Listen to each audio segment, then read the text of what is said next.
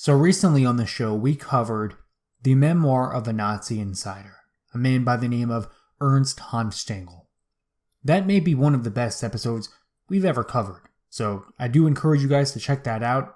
Really good research, really good information. I mean, just such crazy stuff. Things that you never otherwise would have thought about. But one of the things that Hanfstaengl did was he was an early funder, an early member of the Nazi Party. And he was always kind of skeptical of this fanaticism that was inside the party. And he noticed that as time went on, Hitler became more and more possessed by this fanaticism, this Nazi spirit, this archetype, right? This new religion, almost. And he talked about how it gave him superhuman energy. And that is, I think we get so wrapped up in trying to bash Hitler and make the Nazis look bad. Like, we're just so obsessed with trying to stop people from becoming Nazi sympathizers that we don't give them credit where credit is due. And, just to be clear, I'm not saying that Nazism is good, nothing like that. I am just making an observation, or even just telling you about Hanfstaengl's observation, that Adolf Hitler was possessed by a superhuman energy.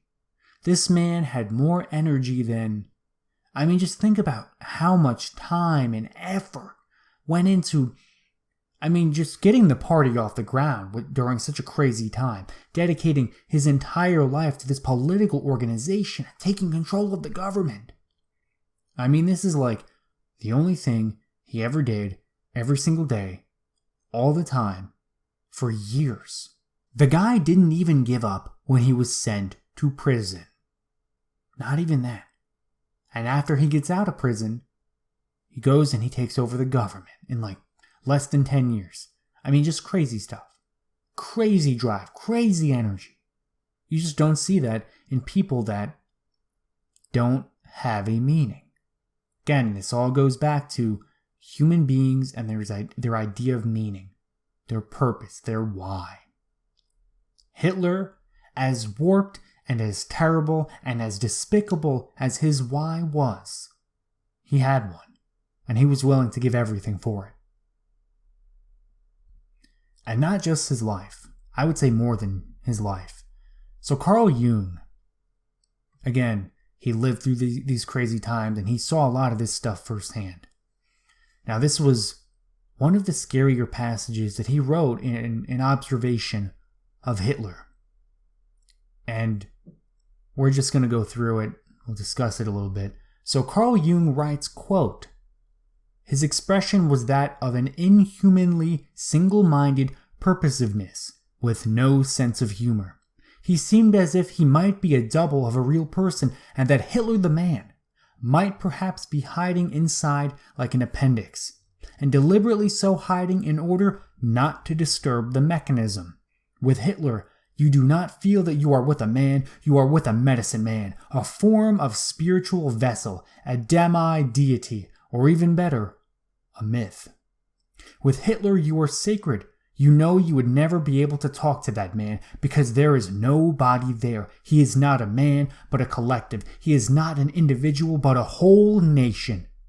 I take it to be literally true that he has no personal friend. How can you talk intimately with a nation?" Crazy quote. Crazy quote. And it's coming from Carl Jung of all people. So this isn't some rando. This isn't some nobody that makes these really dramatic observations. This is Carl Gustav Jung, one of the most important psychologists ever. One of the smartest people to have ever lived. And this is what he says about Adolf Hitler. Now, either he's wrong, or Hitler was a deeply, deeply disturbed individual. And now here's what I want you to think about. With Hitler being the embodiment of the collective of the German people, does that sound like a political manifestation? Or does it sound like a religious one. It is beyond politics. This is beyond what the government should or shouldn't do. This goes so much further. He embodied the myth, the archetype, a spiritual vessel.